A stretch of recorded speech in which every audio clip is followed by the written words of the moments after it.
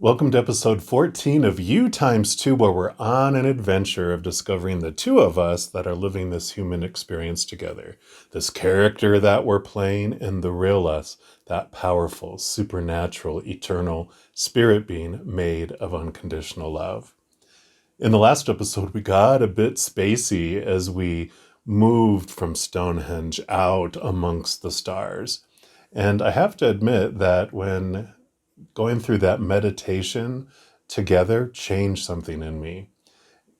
When moving out into those galaxies, especially the green heart and pink chakra galaxy, brought like the spirit realm down more real, even more real into the physical world, which is an amazing progression because in this episode, we are going to be talking about how we can experience the spiritual world through our five senses and our emotions in this human world.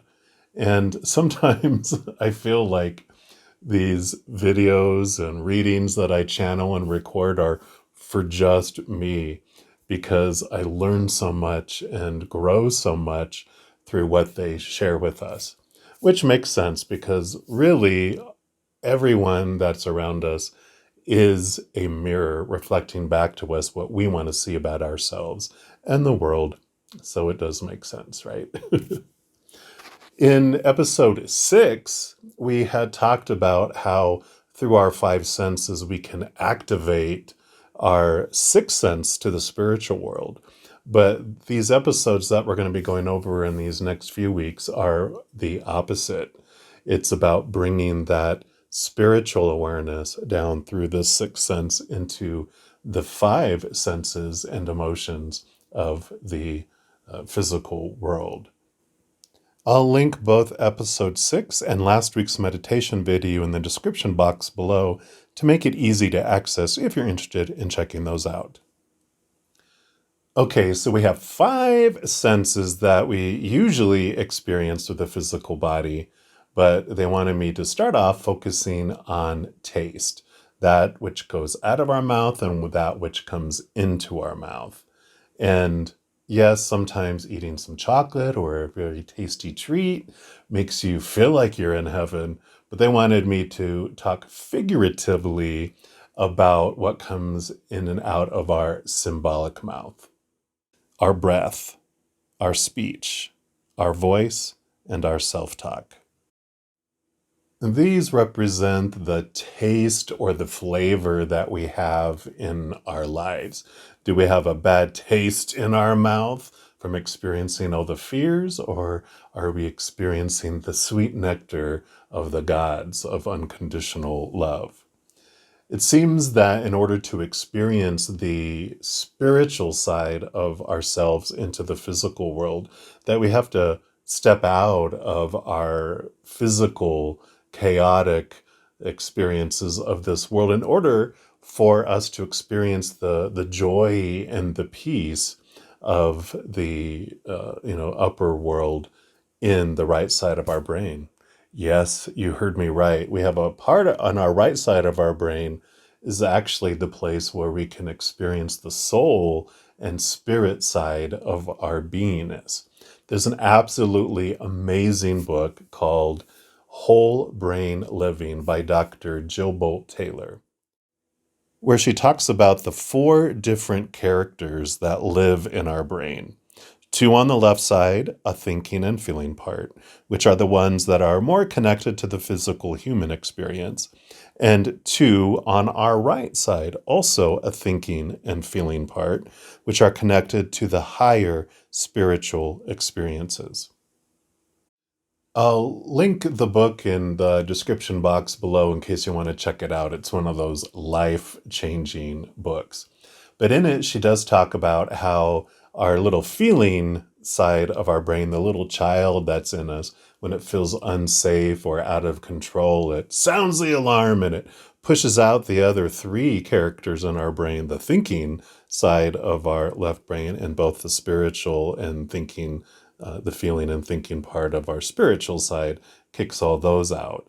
So in order for us to get back to where our spiritual side can experience this life, we have to pause the panic.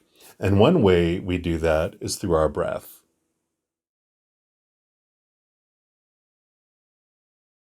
When we're in panic mode, our breath is shallow and quick, preparing us for battle or to run. So taking slow, deep breaths in through the nose, holding it, and then slowly exhaling allows our bloodstream to be flooded with oxygen.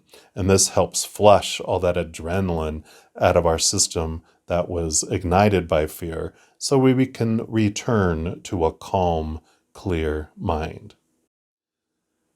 So, in that state, we can even use breathing to expand the ability for our spiritualness to come down and we can experience it more in the physical world.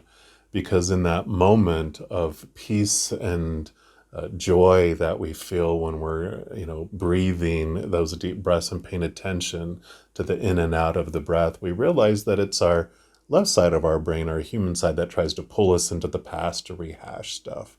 And then it tries to pull us into the future to be concerned about what it is that we need to be cautious about that, could come that will, throw us all out of whack. But the spirit world exists in this moment. And it's in this breathing, sitting in this moment, that we can see just how perfect of a being that we are. We realize that we don't have to be concerned about the past or the future because we are always in this moment perfect. We are these perfect mountains, and we come down here to wander around the mountain to see just who we really are. And our speech is another area where we can take action on to open up that connection and experience the spiritual realm and the physical realm. So, like, we're with our breath, we can recognize that we're in that fear mode. We're in the chaos of the world when our breath is shallow and our breathing is fast. Those are indicators that we're in fight or flight. And then that is our kind of our flag to take a deep breath and bring that calmness back into us. And we can do the same thing with our speech. And how we do that is, first of all, we can listen to what other people are saying, which we'll get more into that when we get into the hearing sense instead of the mouth. But we can also pay attention to what words are coming out of our own mouth. And in my life, I have discovered these certain words that are flags for me to let me know that I'm in the thinking and belief systems of my fear ego. And those words are should, supposed to, need to, have to, and must. So these reflect our expectations, or as I like to call them, conditional love laws.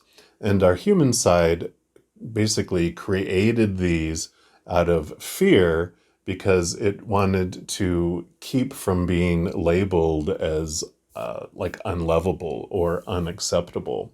So at the root of all that, our human side created them out of the fear of rejection. But we can transform all of those words in our speech by replacing all of those words I mentioned with the word could. Rather than me saying you should replace those words or are supposed to replace those words, need to replace those words, have to replace those words, must replace those words, I say you could replace those words with could. Do you feel the power in the change of those words? Does it feel freer? Like, I have to go to work today. When I change that to I could go to work today, I feel less trapped. And yes, if I don't go to work, I might not be asked to come back to that workplace again. So I would just live with the repercussions of my choices. But I still always have a choice. Boom. And we can also look at what we are saying to see how much of our inner that's going on is making its way out of our mouth. I think it was Socrates who is credited with saying, when you're saying something, you ask, is it true? Is it kind? Is it necessary? And I have to admit that when I was trying to live by that speech, I talked a whole lot less. I also realized how much of my speech was based on all that conditioning of all those beliefs and ways of thinking that we're all inundated from our birth and throughout our life. And this verbal speech, we can also go beyond that. And instead of looking at just the verbal speech, we can start to look at the nonverbal speech that's within us. We can start looking at how much of what we're saying is self-talk or our fear self, small self talk. And I have found that, throughout like this journey of YOUx2 is we get to know the two of us that are having this experience. I learned to have more power over who I am letting control my speech more, my higher self or my physical human self.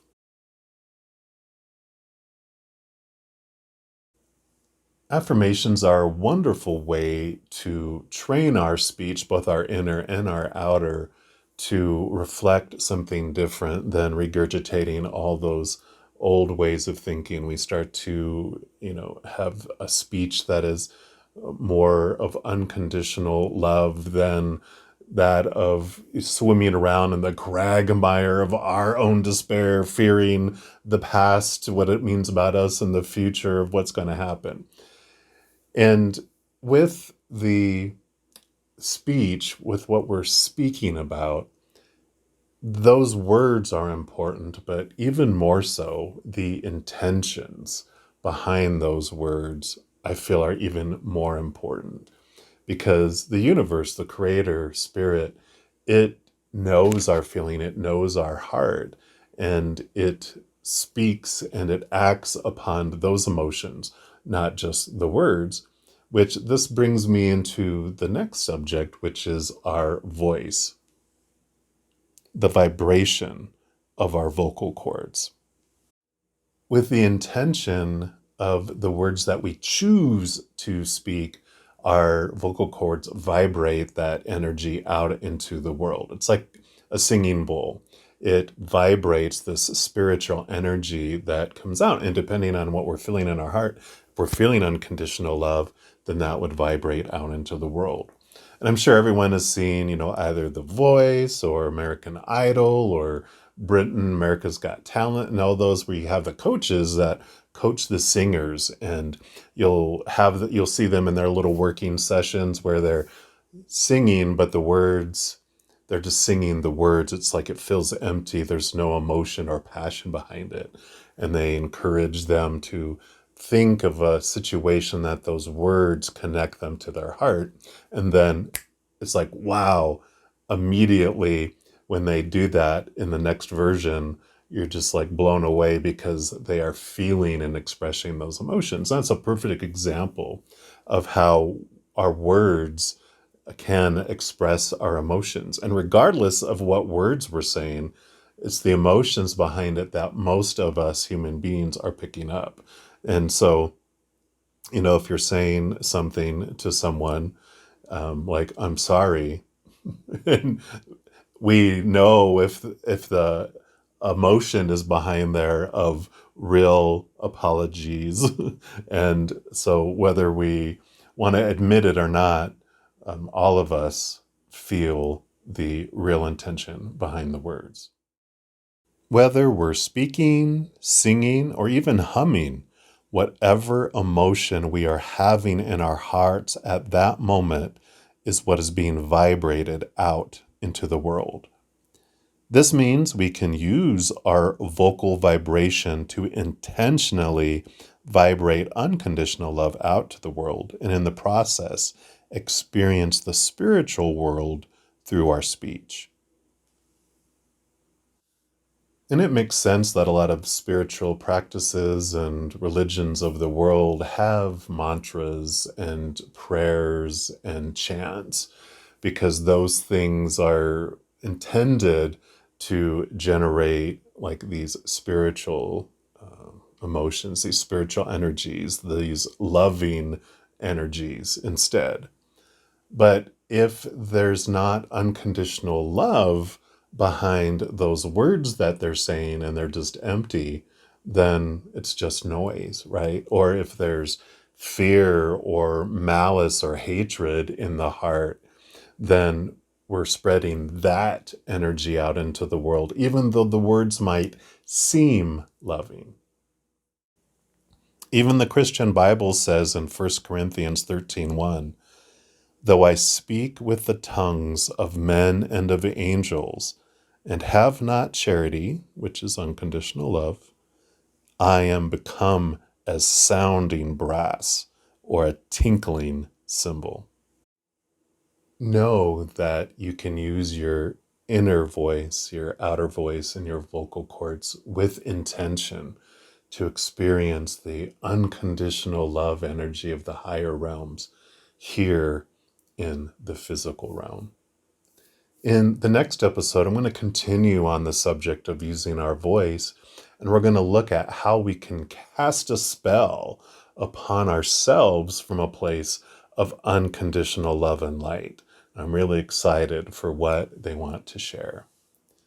And if you are looking for more messages of love from above, in addition to these YOUx2 videos, I also put out monthly readings by each zodiac sign, also weekly energy updates by each of the elements like fire signs, water signs, etc., and a few other types of videos. So if you don't want to miss out on any of those and be notified immediately when they become available, if you give this video a little thumbs up and click the like button. Also, if you click the subscribe button, that gives you access to this notification bell. And when you go into that setting, you can select all, and then you'll be notified of any new videos that come out for this channel. Also, doing those things helps spread the love, because when you like a video, you share a video, you comment on a video, or you subscribe to a channel, all those things makes the YouTube algorithm so excited it wants to share the videos of that channel with other people as well. So if you feel inspired to do any of those things, I am grateful for that. Also, the readings that I put out are general readings, and if you're looking for even more specific information for your specific life, I do offer personal readings currently, and all that information is listed in the description box below. All right, all my lovely people, as you go throughout this next week, please know that you are unconditionally loved by the Creator of all things. And of course, I love you too. Have an amazing week. I'm sure I'll be talking to you very soon. But until then, you hang in there and you take care.